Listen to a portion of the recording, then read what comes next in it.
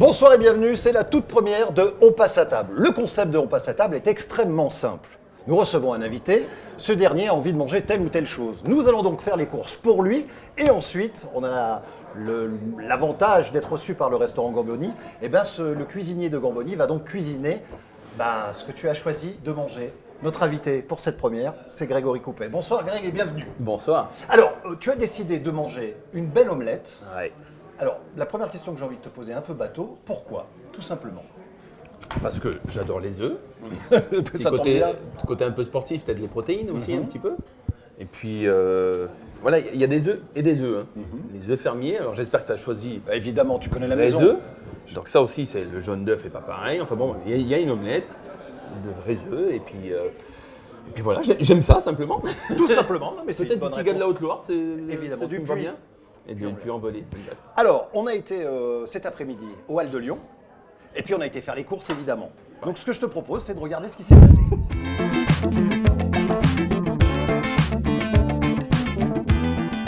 Ah, bonjour. Bon, vous l'avez compris, Grégory Coupet, c'est l'invité de On passe à table. Et quand on passe à table, on mange. Et Grégory Coupet m'a filé une liste. Non, c'est pas vrai, il m'a rien filé du tout. Il m'a juste dit au téléphone qu'il voulait manger une bonne omelette, tomates, oignons, fromage, jambon, hélicoptère, moule à gaufres, que le dernier ferme la porte. Faut bien aller faire les courses. Je vous propose d'aller dans le meilleur endroit de Lyon, les Halles de Lyon, pour aller préparer cette fameuse omelette. Voilà, Greg, tu veux des œufs? Tu vas en avoir. Je te jure, je me pose une vraie question. Où trouve-t-on des œufs? Mais franchement, producteur, fromager, crémier, si lui, il en a pas... je sais pas, Zizou, il sait pas jouer au foot. Pour 2 personnes, il faut combien? Pour une omelette? Ouais. Je sais pas, on part bien sur 2 œufs par personne pour faire une bonne omelette, quoi. Alors, on est 2, mais on mange comme 4. Eh ben, on multiplie. Alors, Ça va faire 8. Alors 6, alors on va dire 6 œufs. Donc, je vous remercie. Et il y a quelqu'un qui va vous donner des sous, de l'argent, en liquide, que vous ne déclarerez pas aux impôts. D'accord, ça marche, c'est du black. Ça marche. Merci, Lucie, de votre gentillesse. C'est gentil. Ah, bonjour. Ça va bien? Oui, et vous? Oui, on s'est déjà vu, non? Si, chez les Durand, non? C'est ça, chez les Durand. Mais voilà, c'est chez les Durand, je m'en souviens très bien. C'était pour la partout, c'était vachement bien. En fait, je fais un dîner avec Grégory Coupet ce soir. Et... Greg. Ah, vous connaissez bien Greg? Oui, qui ne saute pas n'est pas lyonnais. Bonjour monsieur, j'ai l'impression que la bouffe c'est sérieux chez vous. C'est quelque chose de très sérieux. Bon, c'est pour ça qu'on vient ici. Est-ce que vous connaissez Grégory Coupet? Est-ce que ça vous parle? Pas du tout. Ça ne vous parle pas? Grégory Coupet? Bah oui. Bah oui. Qu'est-ce qu'il fait? Mais c'est un gardien de but, il a plus rien à faire ici.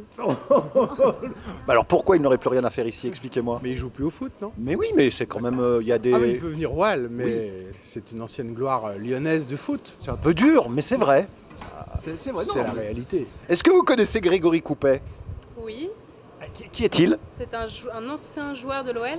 Parfait. Oui. Alors il paraît qu'il c'est un mec insupportable parce que chaque fois qu'on parle avec lui au téléphone, il n'arrêtait pas de nous couper. C'est lourd. Oui, ça c'est super lourd, mais je vais la garder parce que je suis sûr que celle-ci elle va te faire rire, Greg. Bonjour messieurs, dames.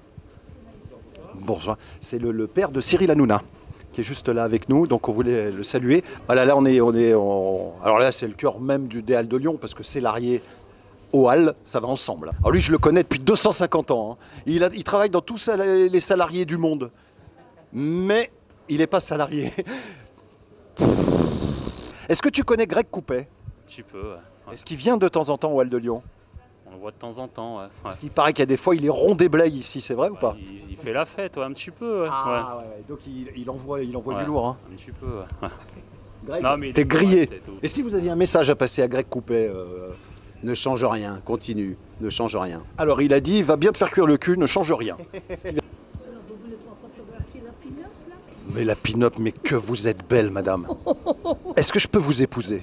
Oh si vous voulez. C'est vrai? Si vous avez le porte-monnaie bien garni, oui. Non, mais dites donc, ça va pas sur la télé, ça. Non, c'est entre toi et moi, tu sais bien que je t'aime. On va acheter du fromage, parce que pour une omelette, il faut du fromage, forcément, et du jambon. C'est toi qui as voulu ça, Greg, donc on va aller acheter tout ça. Il faudrait un fromage qui convient à une omelette. Vous me conseillez le comté, le gruyère, il y a peut-être d'autres fromages. Moi, je mettrais plutôt un peu de comté fruité, 18 mois par exemple.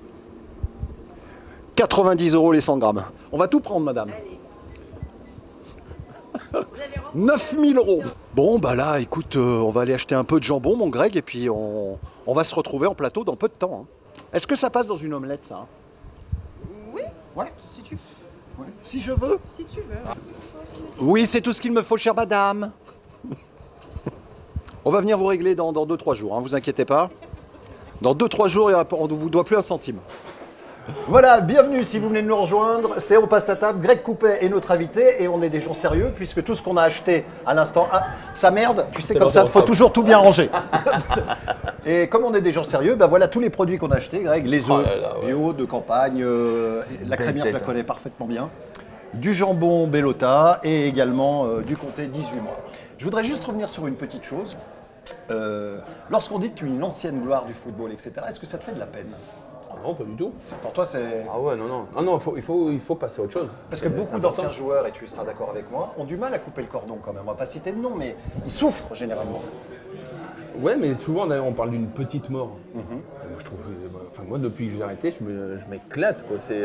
J'ai fait tellement de concessions pour en arriver là, donc je parle d'il y a 5 ans, pour arriver à être pro, que là je veux dire maintenant je profite de la vie, un truc de dingue et en plus j'ai vécu des choses tellement fortes que ah non je regrette rien. Et puis bon, la différence c'est que j'ai eu la chance de finir aussi à 38 ans. Ouais. 38 ans, tu tires quand même les dernières feuilles, pour être honnête. Hein. Est-ce que c'est fatigant d'aller à l'entraînement quand tu as 38 ans? Non, c'est les mises horaires, c'est quoi? Non, j'ai eu, on va dire, la malchance de me blesser aussi sérieusement. Donc il y a un moment où tu fais des efforts quand même pour revenir. Et puis, quand tu as été, on va dire, très haut, c'est difficile même de redescendre un petit peu.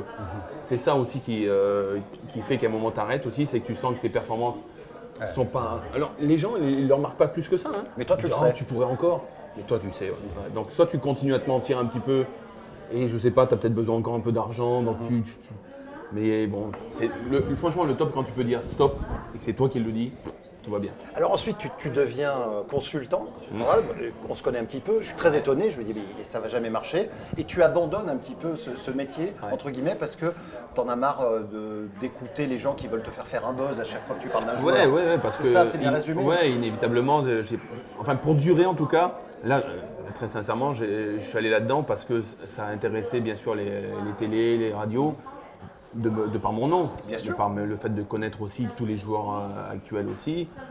Bon, c'est toujours un plus, c'est une analyse en plus, et j'espère que c'était avant tout ça.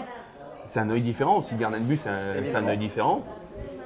Mais c'est vrai qu'au fur et à mesure, pour durer, il faut te faire une personnalité. Pour te faire une personnalité, faut envoyer, faut être... Alors peut-être pas que acide, mais il faut l'être de temps en temps. Donc t'arrêtes pour ça, grosso modo, Ouais, parce qu'il y a un moment où je suis plus en phase et puis quand même. Mais on te demande concrètement, vas-y charge, règle, là tu vas passer. Non, tu le sens. Voilà, on te dit, tu peux être plus actif. Il y a une fois où on a fait une émission où on s'est envoyé, ne serait-ce qu'entre consultants, ils ont adoré. Alors que moi c'était un mauvais moment. Moi, c'était pas un bon moment. Ouais, on n'était pas d'accord et moi, ça m'émeut dans ces cas-là, quoi. Et donc, je suis sorti énervé. Et le lendemain, on dit, putain, c'était génial l'émission. Ah. Bon, ouais, donc, bon, ok. Je vais essayer de continuer, mais en étant moi-même, mais pas en appréciant ces moments de crise ou de fight, quoi. Je suis pas fan de ça. T'es pas fabriqué comme ça.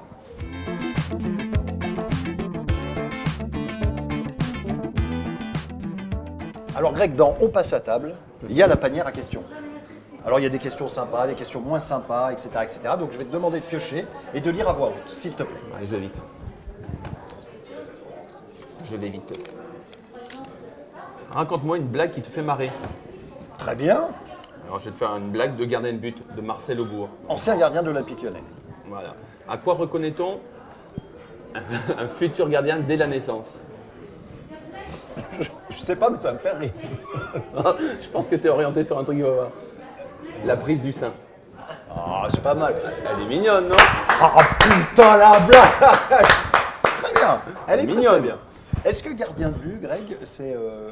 on dit qu'il y a une théorie quand tu t'intéresses au football, c'est une secte, les gardiens entre eux, etc. Moi, j'ai toujours trouvé ça complètement stupide, parce que je pense qu'un joueur de haut niveau, gardien ou pas gardien, si t'es numéro 2, t'as envie de passer numéro 1. Si t'es numéro 1, t'as pas envie de passer numéro 2. Comme n'importe quel joueur. Voilà. Mais est-ce que c'est vrai qu'il y a un côté à part dans la relation? Oui. Ça, c'est vrai. Ouais, on reste à part parce que c'est une mentalité à part, parce qu'on est à part dans le jeu. Je dirais même quand tu parles d'une composition d'équipe, on dit en 4-4-2. On est le gardien. Ouais, c'est vrai. Juste C'est- ça, tu vois. c'est intéressant, ça. On nous met à part déjà, naturellement. Est-ce que il y a un petit côté, un trip un peu mégalo presque, pour toi ou pas? Ce qui est dur, le poste de gardien, si tu l'as pas dans les tripes, c'est ce regard, par exemple, quand tu es jeune, quand tu prends un but, que tout le monde te regarde. Tu sais, bah alors bah oui, donc il faut avoir cette capacité à encaisser, on va dire, ces regards, cette capacité à faire une erreur, parce que nous, quand Bien on sûr. fait une erreur, on la paye cash. Mais tu as des souvenirs dramatiques, gamin, d'avoir pris une valise et d'être rentré chez toi en pleurant, des choses comme ça parce que Non, t'as le été- foot ne m'a pas fait pleurer.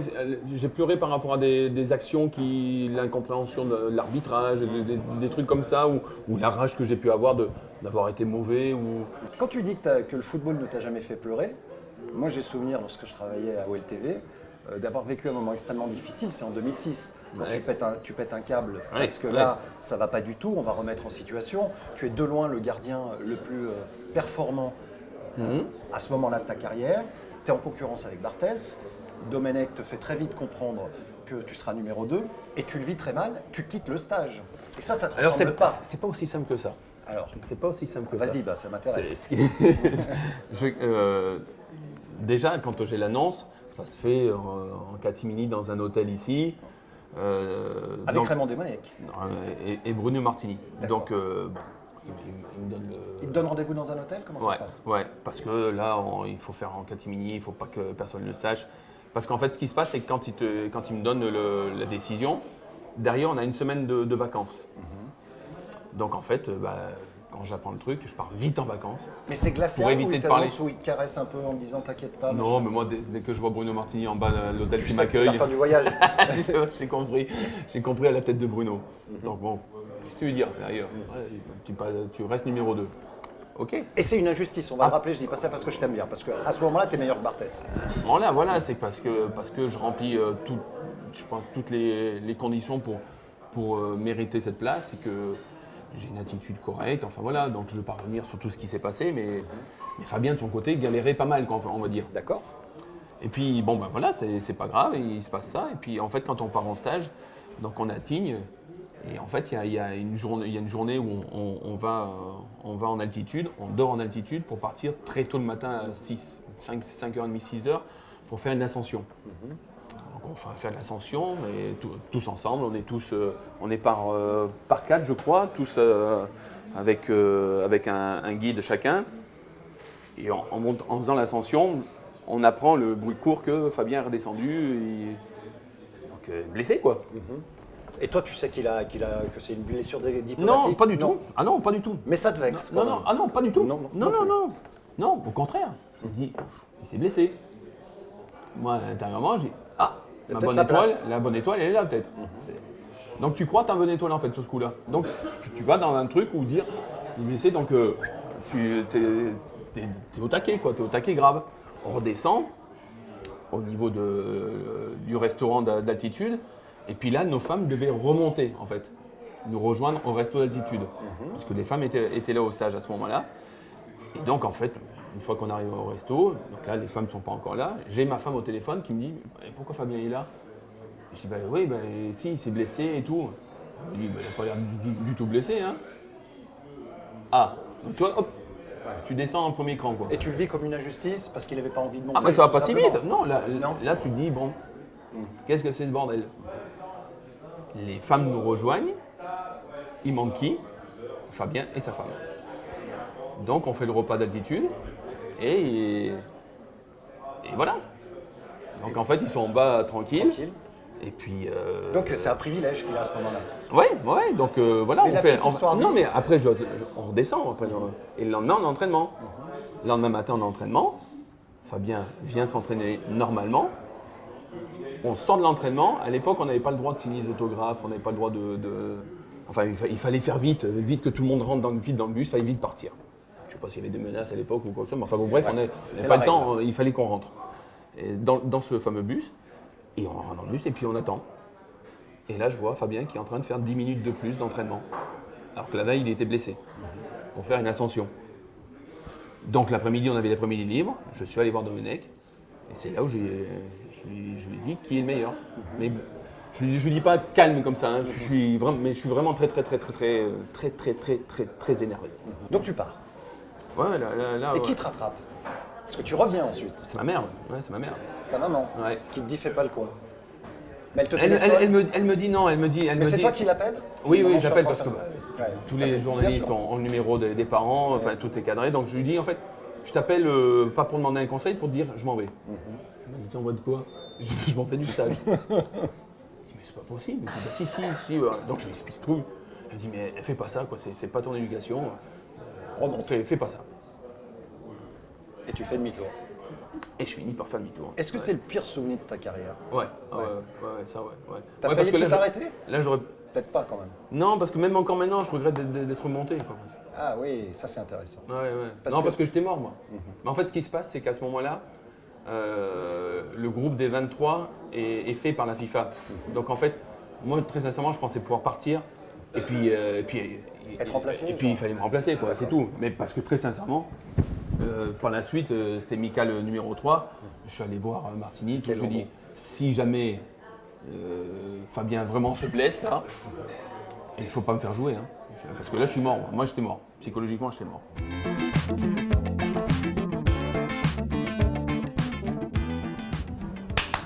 Super. Enchaînons. La panière. Non mais t'as été très sympa, on a appris plein de choses. À voix haute, hein, s'il te plaît. Hein. Celle-là, 36% des Français prennent une douche après l'amour. Ouais. 29% dorment, 8% fument, 7% boivent ou mangent, 6% recommencent, 5% regardent la télé. Et toi? Ça m'intéresse, je suis désolé. Euh... Je fume en regardant la télé, pourquoi? Non, fume, c'est sûr, non. Dorment parfois, prennent une douche souvent. Boivent, mangent, non. Recommencent aussi. Ouais, donc c'est un peu la totale. Regarde la télé, non, ouais, non, c'est... Non, ouais, voilà, c'est... Je suis dans les 36, les 29 et je suis assez banal. D'accord. Quand ta femme va regarder l'émission, je lui souhaite de la regarder. Ouais. Elle sera d'accord avec ce que tu viens de dire? Ah ouais, Tu je bluffes suis pas menteur, non. Non, t'es pas menteur. Non. D'ailleurs, ça t'a coûté. Ouais, Pas mentir. ouais, non, mais je sais Pour pas... revenir à la conversation non, qu'il y avait on avait un instant. Pour ça, j'ai pas besoin, hein, ça va. Hein. Tu sais, je veux Il y en dire. a d'autres après. Ouais, j'ai pas besoin, ça. Et justement, le fait de ne pas mentir et d'être sincère, etc., aujourd'hui, des joueurs comme toi, il n'y en a plus. Comme Sidney Govou, Ah, moi, je etc. réalise pas ça. Ça, je le réalise pas parce que... Enfin...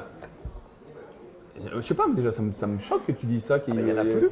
Il n'y en a plus parce que... Qui disent la vérité, qui parlent... Ah bah, brut de décoffrage, comme tu peux me le dire. et Mais par aussi contre, ça, faut spontanément. l'assumer après. Ce qui est pas évident... c'est Viens Daniel, t'inquiète pas. Ce qui est pas évident, c'est de l'assumer. Ouais. Et je pense qu'il y en a plein qui veulent, qui disent pas la vérité ou qui sont pas francs juste pour se préserver en fait. D'accord. Ça évite de dire le pourquoi du comment et t'es sûr d'avoir dit ça. C'est pas évident, hein. C'est pas évident. Non, Merci. Eh. Eh, il y a- Ah, il y a oui. une petite- Tu pensais pas que j'allais pas mettre mon grain de sel? C'est pas le genre de la maison. Merci Daniel. Ah, Écoute, magnifique. je te félicite parce que les produits sont d'une grande qualité. Ah bah je te remercie. Bah, c'est- Les œufs de ferme comme ça. Ouais, magique, hein. Alors Bellota, bien sûr. Magique. Le comté de chez la petite Renée. Mhm. Et les truffes du Luberon, je t'ai fait un petit peu comme ça. Eh ben, c'est gentil Merci, mon Daniel. ami. Ça m'a fait plaisir. Je te remercie. On reviendra demain. Et puis tous les jours, comme ça. Systématiquement. Vous êtes parfait. Eh ben, c'est gentil Daniel. Merci beaucoup.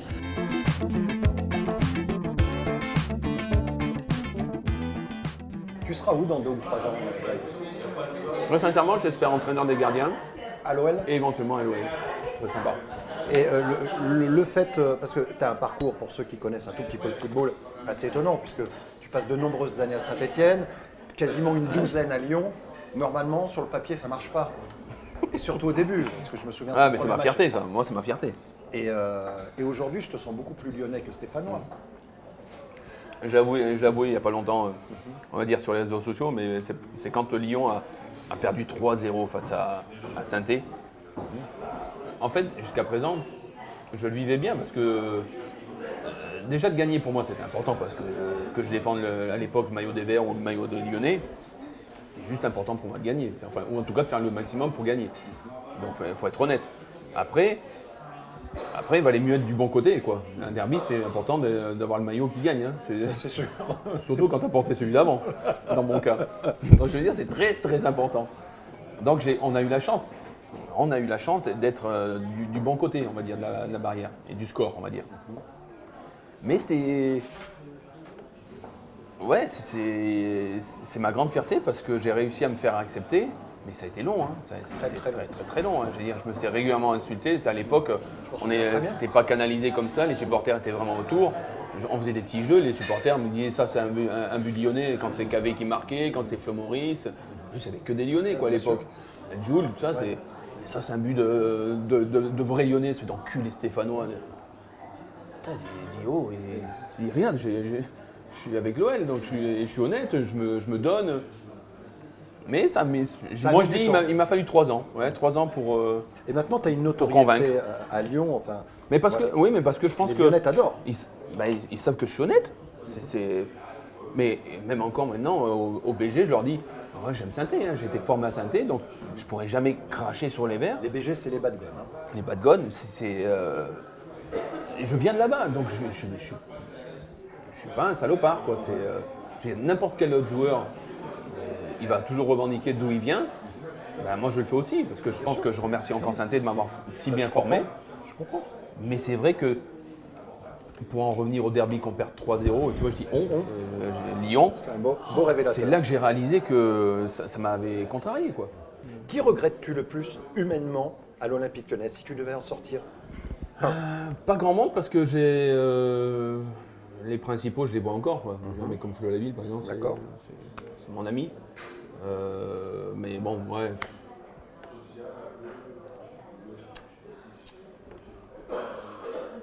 Bien entendu, je vois de qui tu veux parler, donc on n'abordera pas ce sujet. On peut pas. Mais non, on peut pas. Alors, Luc Borelli. Voilà. Eh ben on pense à lui et il nous regarde. Tout va bien. Allez, on va faire la transition là tout de suite. Glacer l'ambiance.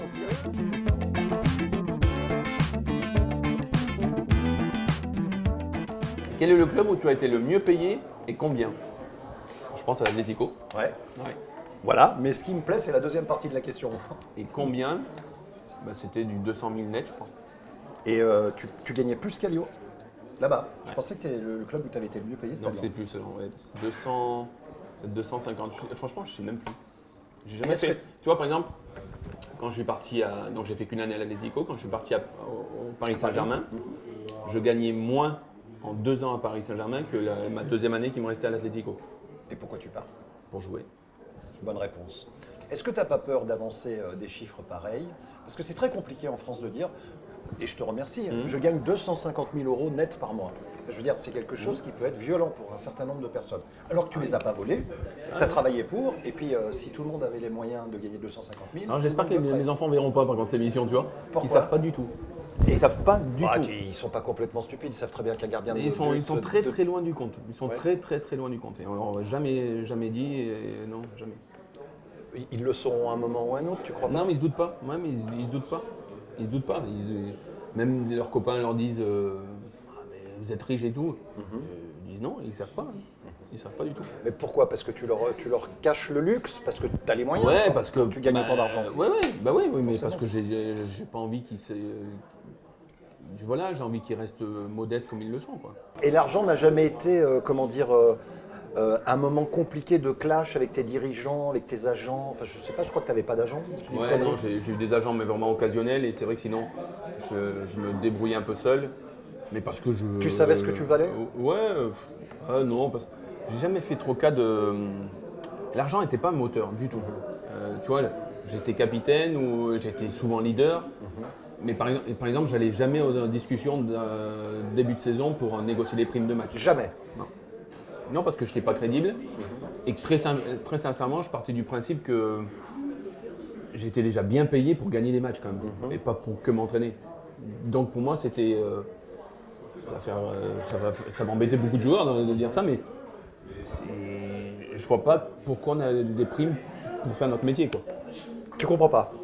Non, donc je n'étais pas crédible pour aller dire cette année on veut 1 000 euros de plus par match. Et ben, wow.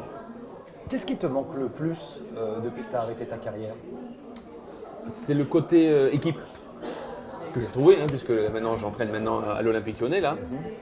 Mais ouais, en fait, tu vois, on dit régulièrement que le football est le sport collectif le plus individuel. Ouais. Bah, quand t'arrêtes, Tu tu sens que t'aperçois que c'est un sport collectif. Parce que c'est ce collectif là qui te manque. Allez, la petite dernière question pour la route. Prends-en une bonne là. Ouais, je sais pas. Oh, j'en sais rien. C'est ça. Mais elles sont toutes bien en vrai. Hein. Mais il y en a une ou deux que j'aurais aimé que tu pioches. Bon, on les fera toutes hors caméra. Ouais. Oh merde. Quelle est la partie de ton corps qui te complexe le plus? Ah non, qui complexe, d'abord, j'avais peur que tu me dises une connerie. Non. On a tous des complexes. Ah ouais, non mais moi j'aurais aimé avoir une taille à la Sidney Govou, tu vois. Taille de guêpe. Oh là là.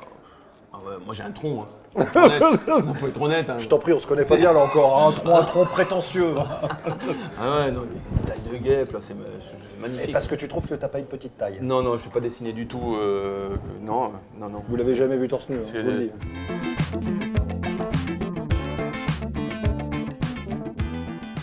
Merci beaucoup Greg, en tout cas, on a passé, je crois, un joli moment. Ouais, c'était bon. Moi, c'était génial, comme d'hab. Hein. Eh ben, t'es gentil. Qu'est-ce que je peux, pour terminer, qu'est-ce que je peux te souhaiter? Que de la santé. Je saurais quoi en faire. Donne-moi de la santé et puis je lèverai mon verre à ta santé.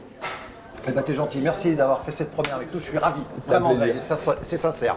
On se retrouve très vite la semaine prochaine pour On passe à table avec comme invité François Hollande, Madonna et ma mère.